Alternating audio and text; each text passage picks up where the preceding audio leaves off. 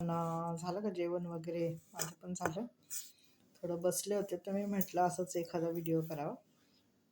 माणसाला ना आयुष्यामध्ये ना सर्वांशी माणूस पंगा घेतं बरं का.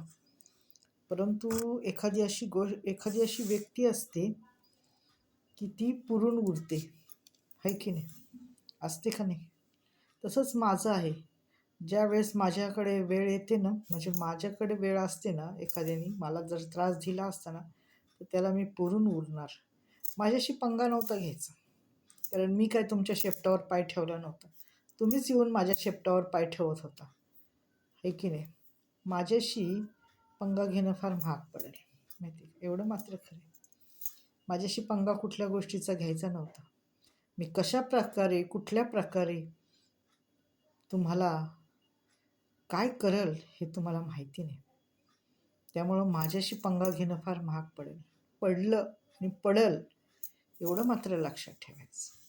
पंगा तुम्ही सगळ्यांशी घ्यायचा होता, फक्त माझ्याशी नव्हता घ्यायचा. मी पण खूप सहन केलं. म्हटलं जाऊ दे, जाऊ दे, आपलीच लोकं आहेत, आपलीच लोकं आहेत. पण जेव्हा त्यांनी आपलेपणा सोडला, तर मला पण सोडला, मी पण सोडला माझा आपले, आणि माझ्याशी पंगा घ्यायचा नव्हता. हे तुमचं फार चुकलं.